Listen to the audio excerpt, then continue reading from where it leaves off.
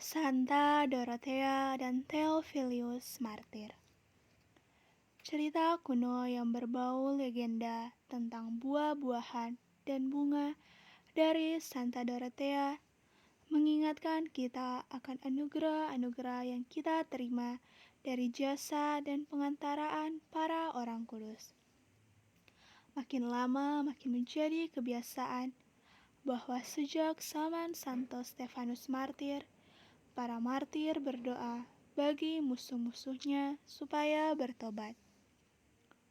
Hal ini tampak juga dalam diri Santa Dorothea. Dorothea mati sebagai martir Kristus pada masa penganiayaan terhadap orang Kristen di Kaisarea. Orang tuanya pun mati terbunuh sebagai martir. Menurut cerita kuno yang diwariskan oleh Santo Aldelmus, Dorothea hidup di Kaisarea pada abad keempat, pada zaman pemerintahan Kaisar Diocletianus. Pada masa itu, Fabricius menjadi gubernur di Kaisarea. Fabricius yang tertarik pada kecantikan Dorothea berusaha keras untuk menikahinya.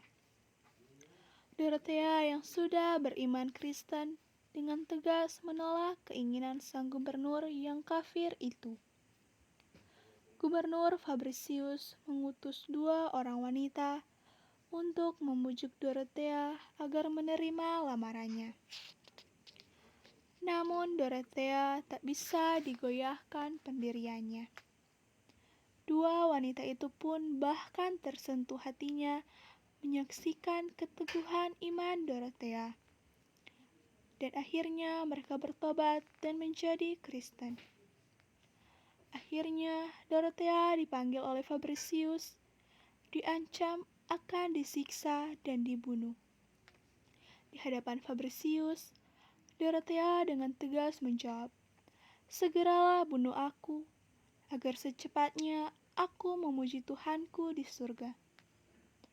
Theophilus yang menjadi pengawal gubernur Fabricius mengejek dan mengatakan, "Kalau engkau sampai di surga, tolong kirimkan kepadaku buah-buahan dan bunga mawar."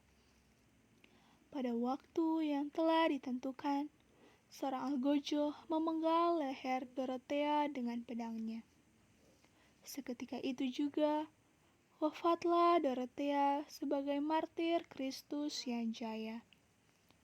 Dan pada malam hari seorang malaikat kecil menampakkan diri kepada Theophilus. Malaikat itu menjinjing 1 keranjang berisi buah apel dan bunga mawar dan memberikannya kepada Theophilus.